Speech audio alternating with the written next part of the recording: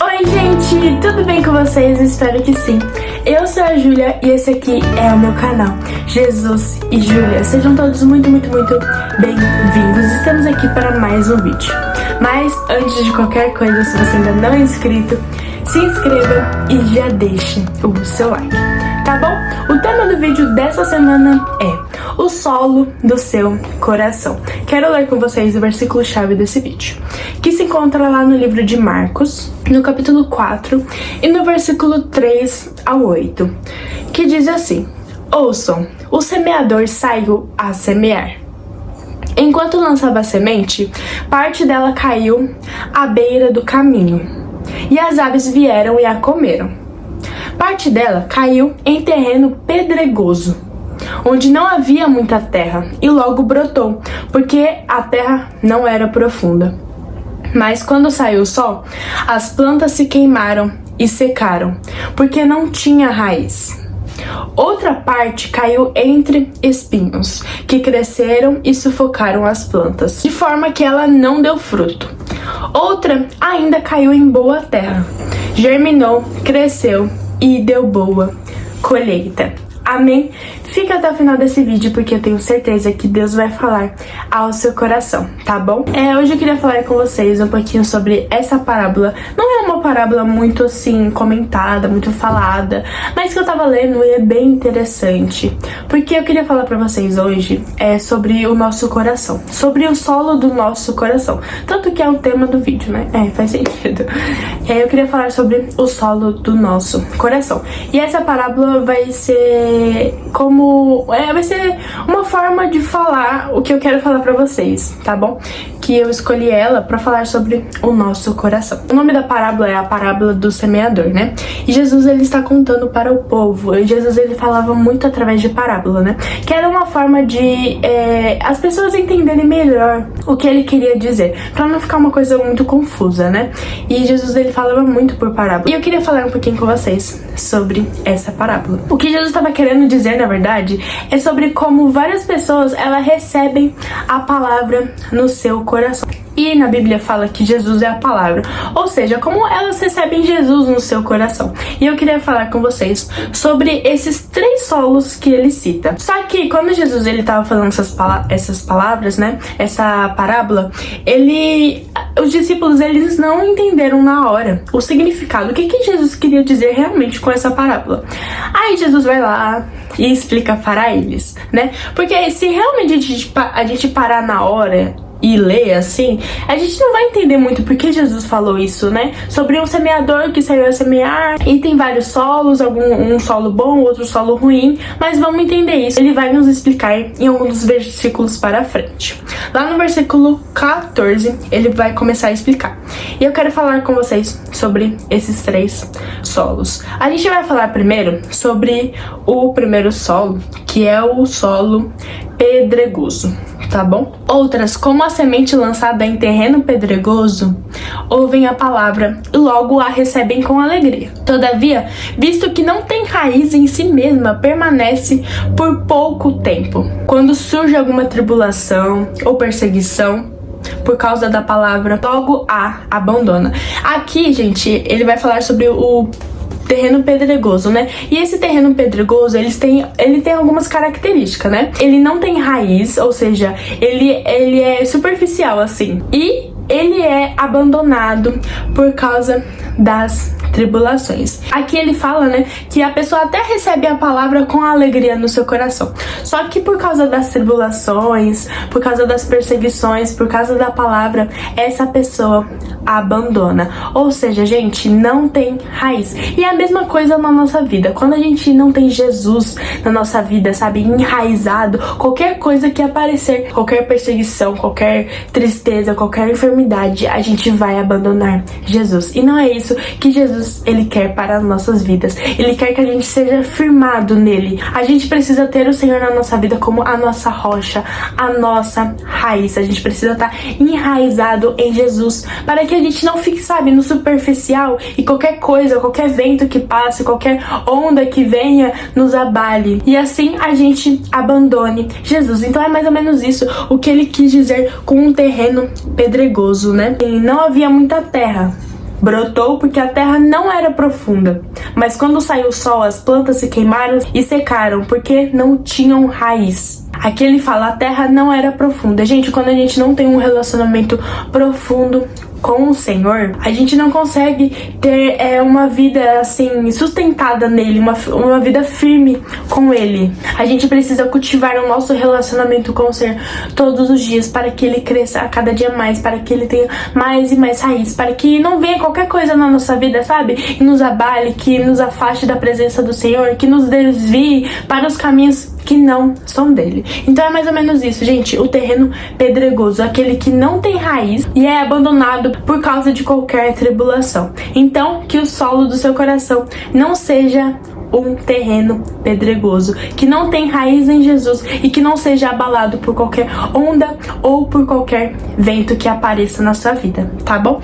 O segundo é o solo do entre espinhos. Jesus ele vai falar assim na sua explicação. Outro ainda, como a semente lançada entre os espinhos, ouvem a palavra, mas quando chegam as preocupações dessa vida, o engano das riquezas e os anseios por outras coisas sufocam a palavra, tornando-a infrutífera. Ele vai falar das preocupações da vida, do anseio por outras coisas e, por último, pelo engano das riquezas, né? Quantas vezes a gente não falha com o Senhor, né? Em alguma dessas coisas que ele citou, pelas preocupações da nossa vida, sabe? Pela riqueza material, sabe? O anseio pelo dinheiro e pelo anseio de outras coisas na nossa vida. A gente não pode permitir que as preocupações da nossa vida nos façam abandonar o Senhor, deixar o Senhor. A gente tem que estar com Ele independente de qualquer situação